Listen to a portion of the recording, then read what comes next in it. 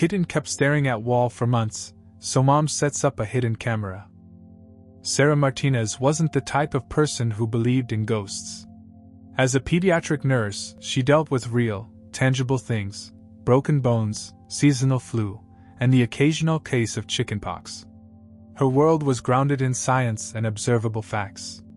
But what she observed in her new home over the past 3 months had started to make her question everything she thought she knew about reality. It all began the day she adopted Whiskers from the local shelter. She hadn't planned on getting a cat that day. She'd only gone to drop off some old blankets her hospital didn't need anymore. But then she saw him, a tiny gray tabby with peculiar white markings around his eyes that made him look like he was wearing a permanent mask. He sat perfectly still in his cage, staring at her with intelligent green eyes that seemed to hold secrets. "That's an unusual one," the shelter worker, Maya, had told her.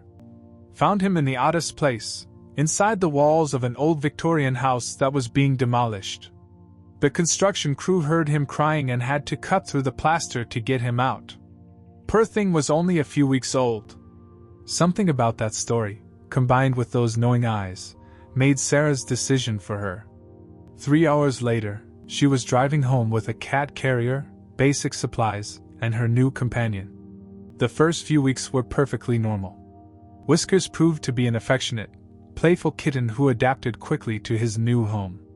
He loved chasing laser pointers, attacking shoelaces, and curling up on Sarah's lap while she watched Netflix after long hospital shifts. Just an ordinary kitten doing ordinary kitten things. Until the day he discovered the wall. Sarah first noticed it during her morning coffee routine. She was scrolling through her phone, half awake, when she realized Whiskers hadn't come for his usual breakfast treats. She found him in the living room, sitting motionless in front of the wall between her bookshelf and the window. His tail was completely still, ears forward, head tilted slightly as if listening to something she couldn't hear. "Whiskers? Breakfast time, buddy." He didn't move. Didn't even twitch an ear in her direction. Sarah shrugged it off. Cats were weird sometimes. Everyone knew that. She went to work, treated a parade of sniffly children, and forgot all about it. But the next morning, there he was again. Same spot. Same position. Same unsettling stillness. By the end of the first week, Sarah started keeping track. Every morning at 6:17 a.m., and every evening at 8:47 p.m., Whiskers would abandon whatever he was doing and take up his position in front of that specific section of wall. The timing was so precise she could set her watch by it. Sometimes he'd stay for just a few minutes, other times for hours. She tried everything to distract him: treats, toys, even that expensive catnip mouse he usually went crazy for. Nothing worked. "Maybe he hears mice?" her best friend Lisa suggested during their weekly video chat. "Or it could be the pipes. Old houses make weird noises. The building's only 10 years old," Sarah replied, watching Whiskers begin his evening vigil right on schedule. "And I had pest control check last week. They found nothing." "Well, cats can sense earthquakes and stuff, right? Maybe there's some kind of electromagnetic field or something." Sarah had considered that. She'd even borrowed an EMF meter from one of the hospital's maintenance guys. The readings near the wall were completely normal. She'd also checked for unusual drafts, hidden openings, or signs of water damage. Nothing explained her kitten's bizarre fixation. But it wasn't just the timing that bothered her. It was the way Whiskers behaved during these sessions. His eyes would track something up and down the wall, following a pattern she couldn't see.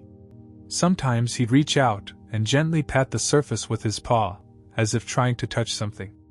And occasionally, he'd make a soft chirping sound, not his usual meow, but something more like the noise he made when watching birds through the window.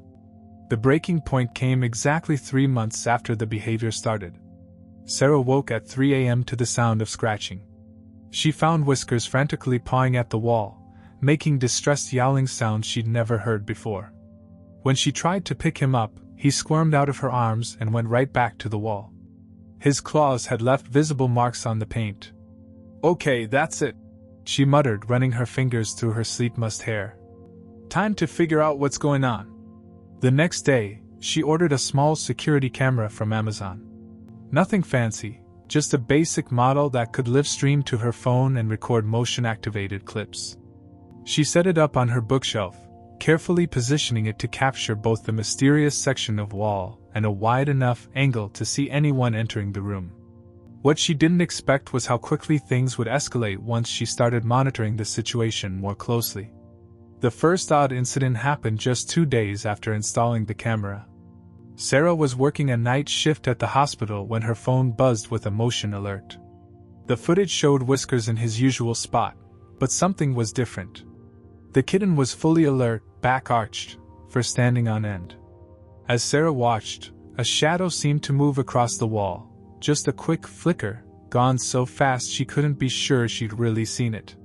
She replayed the clip several times, trying to convince herself it was just a car's headlights passing by outside. But her living room faced an inner courtyard. There was no traffic that could explain what she'd seen.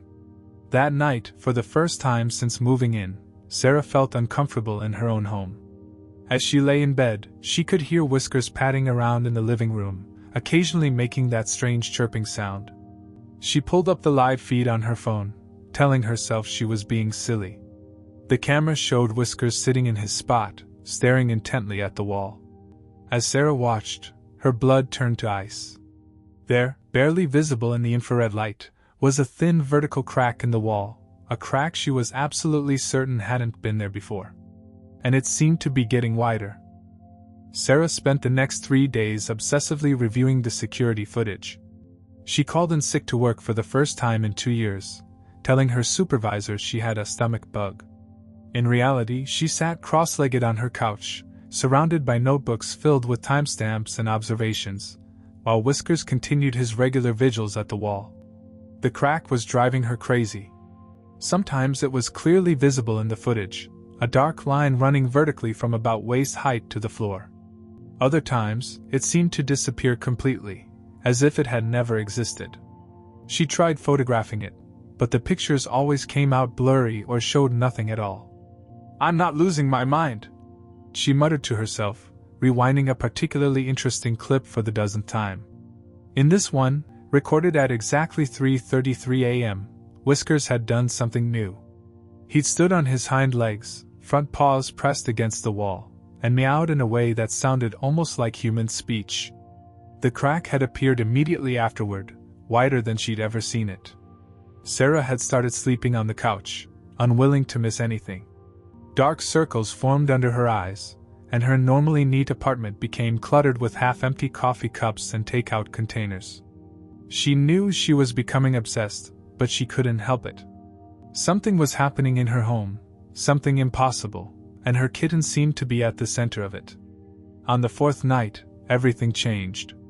She was dozing on the couch when her phone buzzed with another motion alert. The timestamp read 11:11 p.m., not one of Whiskers' usual times. Blinking sleep from her eyes, she opened the live feed. What she saw made her sit bolt upright, fully awake in an instant. Whiskers was in his spot, but he wasn't alone. Standing beside him was a dark figure, barely visible at the edge of the camera's frame. Sarah's heart hammered in her chest as she watched the figure reach toward the wall. The crack appeared, spreading like a tear in fabric, and for a split second, she swore she saw light spilling through it, not the warm yellow of a lamp or the blue-white of LED, but a deep, pulsing purple that seemed to bend the air around it. Then the feed cut out. Sarah jumped up, phone forgotten on the couch, and ran to the living room. She flipped on the lights, expecting. She didn't know what she expected. An intruder? A ghost? But the room was empty. Whiskers sat calmly in his spot, looking up at her with those knowing eyes. The wall was completely normal, no crack, no purple light, no sign that anything unusual had happened. Her hands shaking, Sarah retrieved her phone to check the recorded clip. But when she opened the app, she found that the last hour of footage was corrupted. The video player showed only static. "This isn't happening," she whispered, sinking down beside Whiskers. The kitten immediately climbed into her lap, purring loudly. "This can't be happening." But it was happening, and things were about to get even stranger. The next morning, Sarah forced herself to take a step back and approach the situation methodically. She was a nurse, trained to handle crisis situations with calm and logic. She needed to document everything properly. She started by examining the wall in daylight. This time, instead of just looking, she used a ruler and a level to measure and mark the exact spots where the crack appeared in her footage. As she worked, she noticed something odd. There was a pattern to the measurements. The distances between the marks formed a sequence of numbers: 3, 7, 11, 13. Prime numbers, she realized, remembering her high school math classes. But why would a crack in her wall follow a mathematical pattern? She was pondering this when her phone rang, making her jump. It was Maya from the shelter. "Sarah? Sorry to call out of the blue, but something weird happened, and I thought you should know." Sarah's grip tightened on her phone. "What is it? Remember how we found whiskers in the walls of that old Victorian? Well, I just got a call from the demolition company. They were going through some stuff they salvaged from the house before it came down, and they found something you might be interested in." Sarah's mouth went dry. "What did they find?" "A photograph. It's really old, like from the 1800s. And Sarah, there's a cat in it that looks exactly like Whiskers. Same white markings around the eyes and everything. The weird part is, according to the date on the back, the photo was taken in 1887. The ruler slipped from Sarah's numb fingers, clattering to the floor. Whiskers, who had been watching her work, suddenly stood up and walked to the wall. As Sarah watched, he placed one paw against the surface, and the crack appeared, clear as day in the morning light. But this time, she saw something else too. Behind the crack, barely visible, was what looked like a piece of paper. Not old and yellowed like she'd expect to find in a wall, but crisp and white, as if it had just been placed there. Her phone was still pressed to her ear, Maya's voice coming through distantly. "Sarah? Are you there? I have to go," Sarah said abruptly, ending the call. She knew what she had to do next, though everything she knew about reality told her it was impossible. The crack in her wall wasn't just a structural defect. It was a door. And somehow, across time and space, her kitten had been trying to show her how to open it. As if confirming her thoughts, Whiskers let out a loud meow, not his usual sound, but the strange, almost human vocalization she'd heard in the footage. The crack widened slightly, that impossible purple light beginning to seep through. Sarah took a deep breath and reached toward the wall. Sarah's fingers trembled as they made contact with the wall. The surface felt strange, not like solid plaster, but almost fluid, as if the barrier between reality and whatever lay beyond had become permeable. The purple light pulsed in rhythm with her heartbeat, casting weird shadows across her living room. "What are you trying to show me, Whiskers?" she whispered. The kitten responded by pressing both paws against the wall, and suddenly the crack expanded with a sound like tearing silk.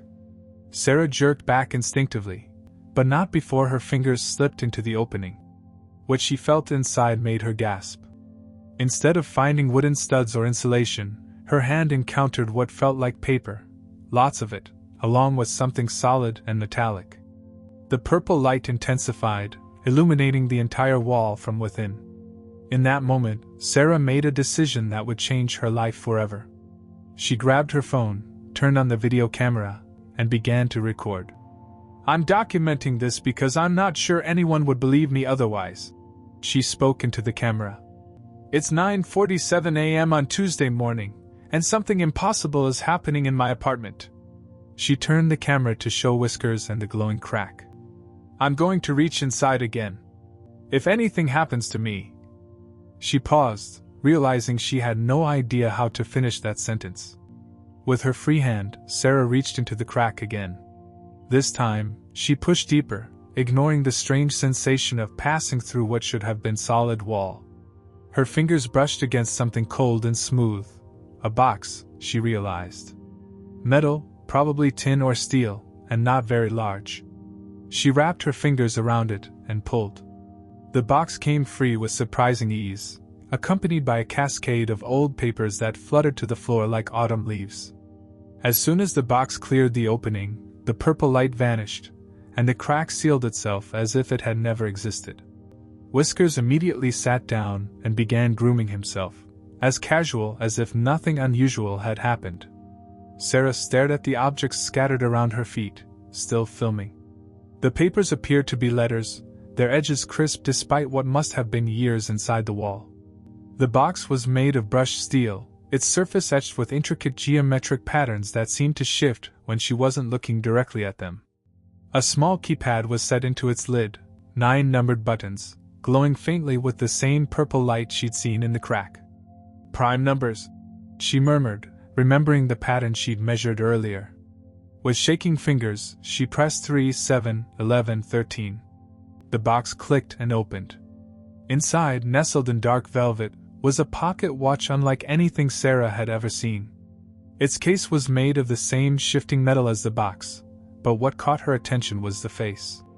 Instead of numbers arranged in a circle, it displayed what looked like a star chart, with tiny gems marking different constellations. The hands were made of some crystalline material that sparkled even in the dim light. But it was the photograph tucked underneath the watch that made Sarah's blood run cold. The image showed a group of people standing in front of an ornate Victorian mansion, the same house where Whiskers had been found, she realized. The photograph was dated 1887, matching what Maya had told her. But that wasn't what made her hands shake so badly she almost dropped her phone. In the center of the group stood a woman who could have been Sarah's twin. Same heart-shaped face, same dark curls, same slightly crooked smile. And sitting in her arms was a cat with distinctive white markings around its eyes, Whiskers' exact double. On the back of the photograph, written in faded ink, was a message. "To my dearest Sarah, if you're reading this, then the timekeeper has found its way back to you, as it always does. The cat, your cat, is the guardian. He will show you how to use it, just as mine showed me. Be careful. The walls between then and now are thinner than you think. With love across time, Sarah Elizabeth Martinez, June 15, 1887 inch." Sarah sat down hard on the floor, her mind spinning. Her full name was Sarah Elizabeth Martinez. She'd been named after her great-great-grandmother, the woman in the photograph, she now realized. But this was impossible. Time travel wasn't real. Cats couldn't be immortal guardians of mysterious watches. This had to be some elaborate prank or... Her thoughts were interrupted by Whiskers, who had picked up one of the fallen letters in his mouth and dropped it in her lap. As she unfolded it, more of that purple light spilled from between the pages, and she began to read. "My dearest great-great-granddaughter, I know this must seem impossible to you. You're a woman of science, as I was in my time. Yes, I know this about you, just as I know many things. The timekeeper shows us glimpses, you see. Fragments of what was and what will be. I've seen you growing up, seen your struggles and triumphs, seen you become the woman you are today. The cat you call Whiskers, we called him Kronos in my time, has been watching over our family for generations. He exists in many times at once, guiding each Martinez woman to her destiny when the moment is right. But now something has gone wrong. The walls between times are breaking down, and if we don't fix it, everything we know will unravel. Look at the watch again. Really look at it. See how the constellations align? That's not a star chart, it's a map of time itself. Each gem marks a moment when our family made a choice that echoed through history. Some of those choices were mistakes. Terrible mistakes that are now threatening to collapse past and present together. You need to find the other letters. They're scattered through time, hidden in walls just like this one. Kronos can show you where they are, but only you can retrieve them. Only you can help me fix what I broke all those years ago. Be swift, but be careful. Others are searching too, and they don't have our family's best interests at heart. With love and urgency, your Sarah." As if on cue, Sarah's phone buzzed with a notification. Another motion alert from her security camera. But when she checked the footage, what she saw made her heart stop. The dark figure was back, standing in her living room right at this moment. And it was reaching for the box. Sarah's instincts kicked in before her mind could process what she was seeing. She snatched up the box, letters, and watch, clutching them to her chest as she scrambled backward. The dark figure in her security feed seemed to notice the movement through the camera, its hooded head turning toward the lens with an unnaturally smooth motion. Whiskers, no, Kronos, leaped in front of Sarah, his fur standing on end. The casual demeanor of moments ago was gone, replaced by something ancient and fierce. His eyes glowed with that same purple light, and when he hissed, the sound echoed as if coming from multiple throats at once. The feed on Sarah's phone went dead again, but she could hear footsteps now, real footsteps approaching her living room. Heavy boots on hardwood, moving with deliberate slowness. Think, she muttered to herself, looking around frantically. The window? No, she was 4 stories up. The front door? The footsteps were coming from that direction. Kronos suddenly darted to the wall where the crack had been, pawing at it urgently. Sarah understood instantly. The crack! We need to reopen it! But how? The sequence of numbers had worked for the box, but the wall remained solid under her desperate touches. The footsteps were closer now, and she could hear something else, a strange clicking sound, like gears turning. Please, she whispered, pressing her hand against the wall. Please open. Nothing happened. The footsteps stopped right outside her living room. Sarah held her breath, the box and letters clutched tight against her chest, the watch's crystal face pressing into her palm. The watch, of course. Moving purely on instinct, she held the timekeeper against the wall. The effect was immediate. Purple light blazed from its face, and the crack reappeared, but bigger this time, large enough to step through. Don't move, a voice commanded from behind her. It was neither male nor female, and seemed to be speaking from multiple places at once, just like Kronos' hiss. The timekeeper belongs to us. Your great-great-grandmother stole it, and now you'll return it. Sarah turned slowly. The figure in her living room was tall, its face hidden in the shadows of a hooded cloak that seemed to absorb light. In its hand was something that looked like a pocket watch but corrupted somehow, its metal case black and twisted, its face showing not time but a swirling void. Who are you? Sarah demanded, trying to keep her voice steady. We are the chronometrists, the figure replied. We maintain the proper flow of time.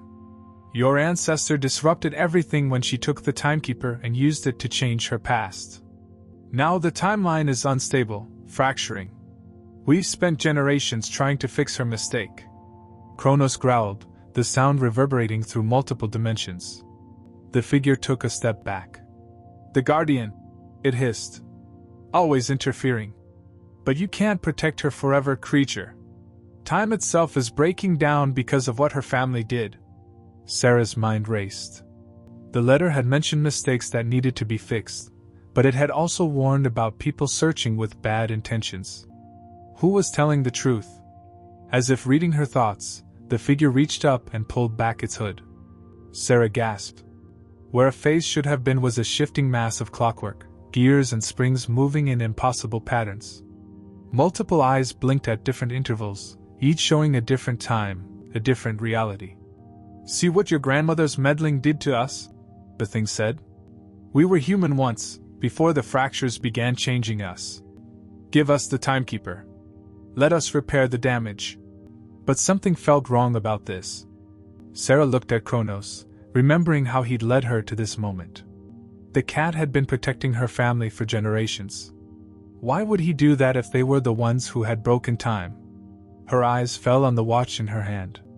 The constellation pattern was shifting, and she suddenly understood what she was seeing. They weren't stars at all, they were moments in time, connected by the choices that had shaped them. And right now, she was standing at a crucial junction. You're lying, she said, the realization hitting her. My grandmother didn't break time, she was trying to protect it from you. That's why she hid the timekeeper in the walls, why she scattered the letters across different periods. She was leaving a trail for me to follow. The figure's mechanical face whirred in anger. Clever girl. But it doesn't matter what you figured out. You have no idea how to use the timekeeper. Give it to us now, or we'll take it by force. But Sarah wasn't listening anymore. She was looking at Kronos, who had begun to pace in a familiar pattern. The same pattern she measured on the wall earlier: 3 steps, pause, 7 steps, pause, 11 steps, pause, 13 steps. The prime number sequence wasn't just a code for the box. It was a key to something much bigger. Without warning, Sarah spun toward the crack in the wall, pressing the watch against its edge. 3, 7, 11, 13, she shouted. The purple light exploded outward, enveloping her and Kronos. The last thing she saw before reality shifted was the chronometress lunging forward, its clockwork face shattering into 1,000 spinning gears. Then she was falling through time itself, Kronos somehow both beside her and ahead of her, guiding her through the void between moments. Images flashed past: her grandmother as a young woman, the Victorian house being built, moments from her own childhood seen from impossible angles. They landed hard on wooden floorboards. Sarah looked up, dizzy and disoriented. She was in a large, dusty room with familiar wallpaper. The Victorian house, she realized. But when? A newspaper lying nearby gave her the answer: June 14, 1887. One day before her great-great-grandmother wrote the letter she just read. Kronos rubbed against her leg, purring calmly as if they hadn't just traveled through time.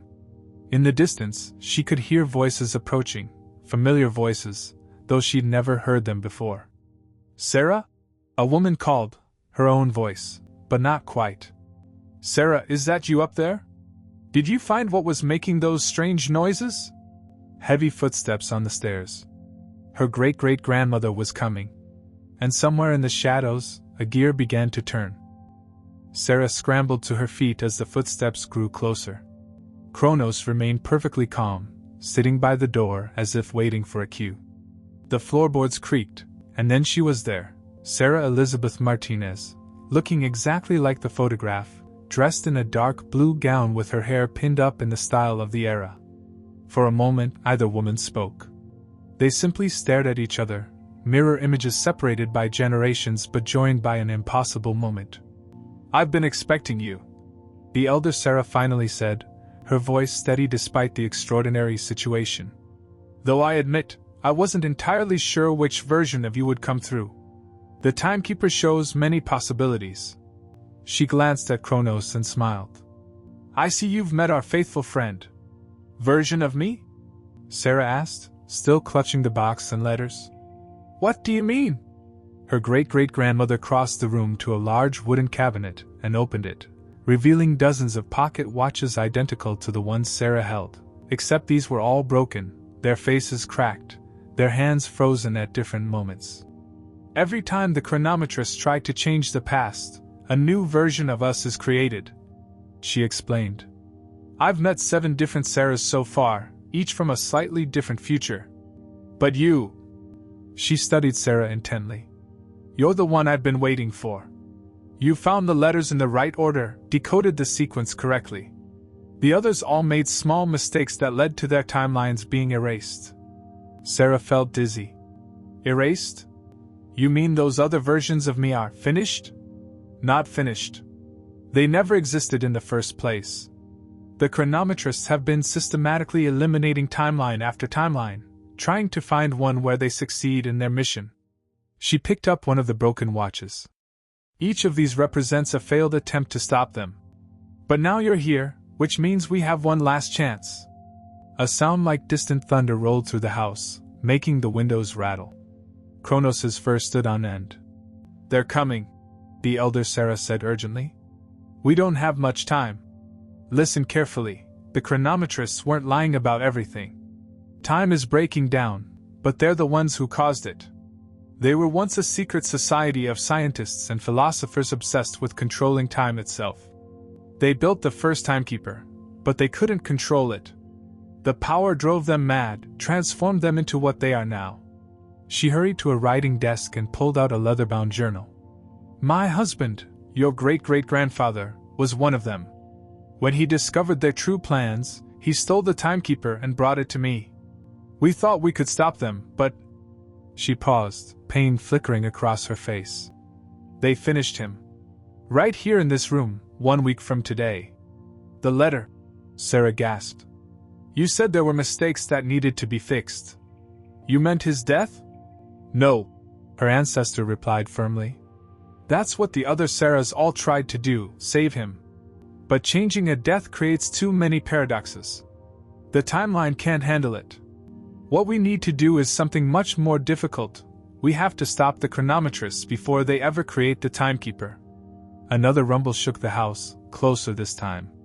Through the window, Sarah could see purple lightning crackling across a sky that was rapidly turning the color of tarnished brass.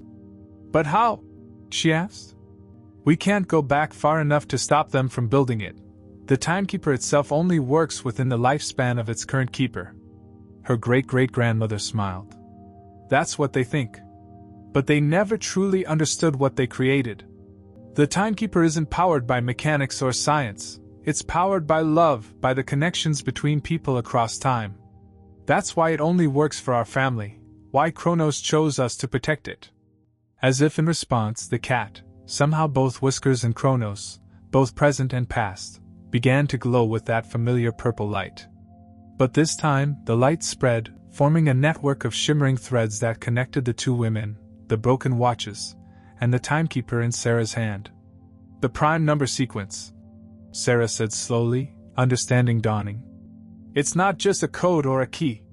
It's a family tree, her great-great-grandmother finished. Each number represents a generation of our family, connected through time.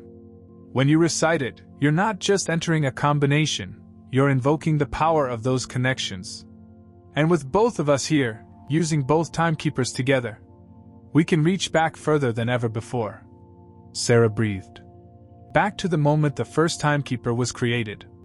The elder Sarah nodded. But it has to be precise. If we make even the smallest mistake, this timeline will shatter like all the others. And this is our last chance. There are no more variations of us left to try again. The thunder was constant now, and through the doorway, Sarah could see gears beginning to sprout from the walls, clockwork infection spreading through reality itself. The chronometrists were breaking through. Her great-great-grandmother pressed the journal into her hands.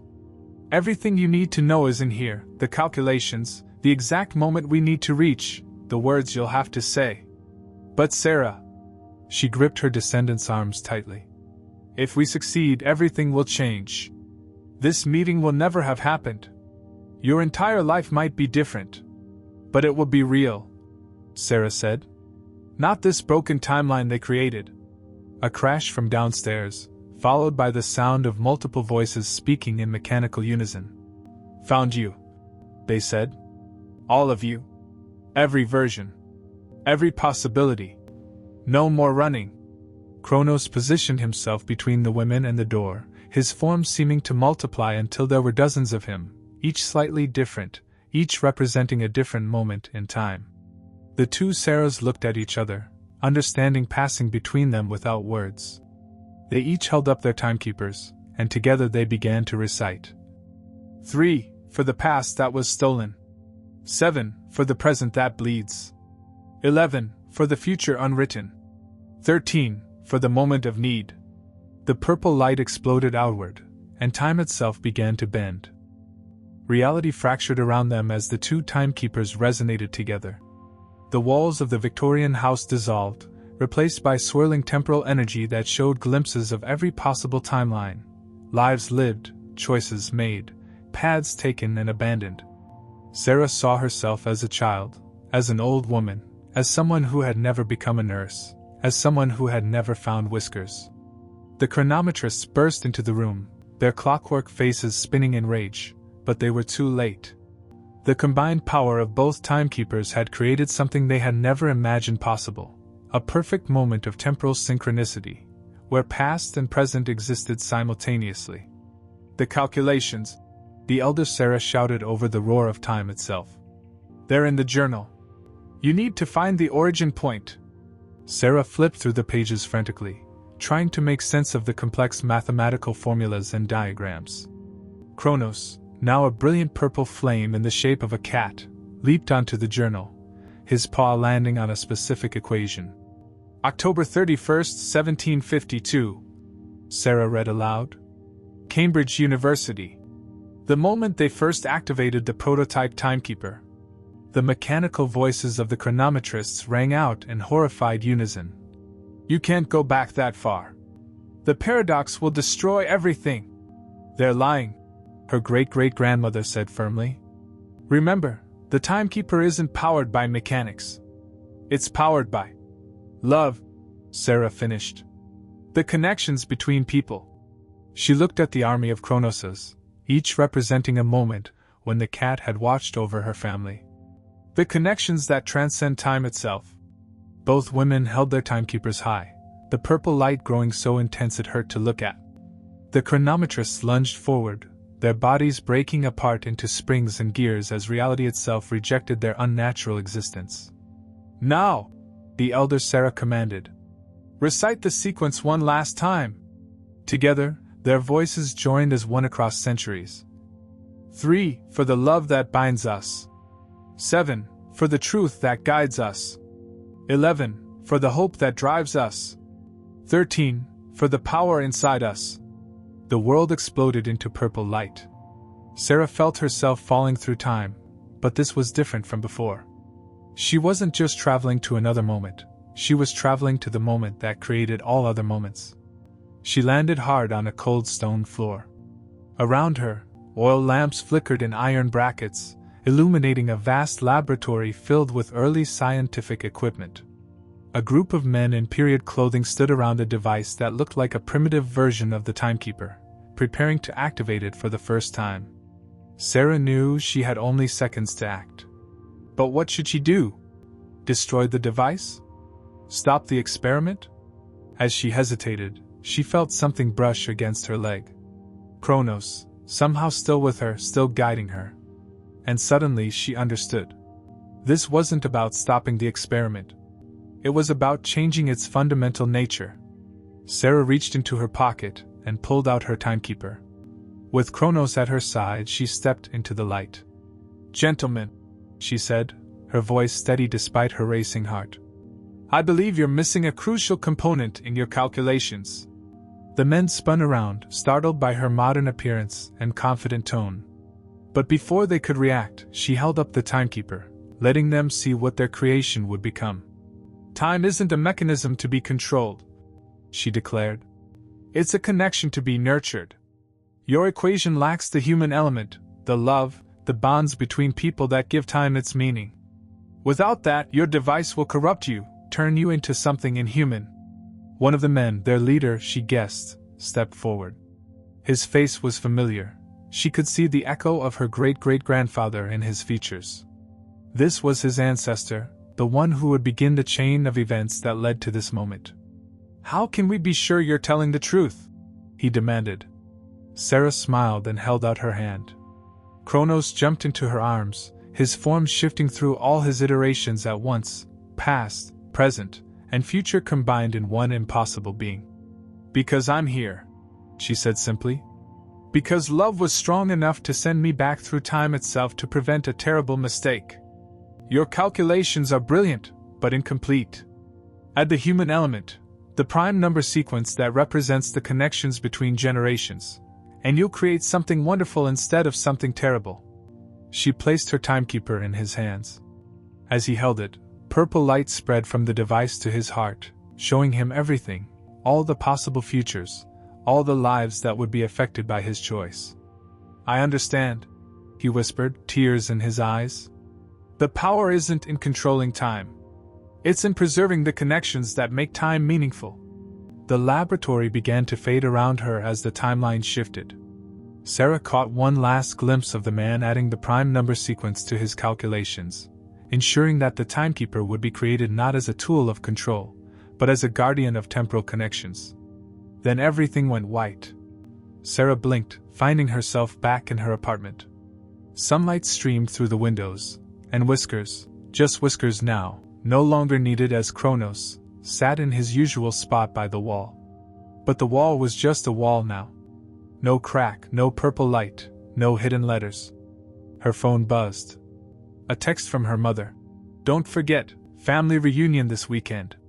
Your great-aunt Sarah is especially excited to meet you." Sarah smiled, scratching Whiskers behind the ears. The timeline had changed, but not in the way the chronometrists had feared. Instead of erasing connections, they had strengthened them. Her family was whole, unbroken by temporal manipulation or secret societies. The timekeeper still existed, but as a different kind of device, one that helped people appreciate their connections through time rather than trying to control it. In museums across the world, small pocket watches with constellation faces reminded people to cherish their moments with loved ones. And if sometimes, late at night, Sarah caught a glimpse of purple light in Whisker's eyes, well, some connections transcend even time itself.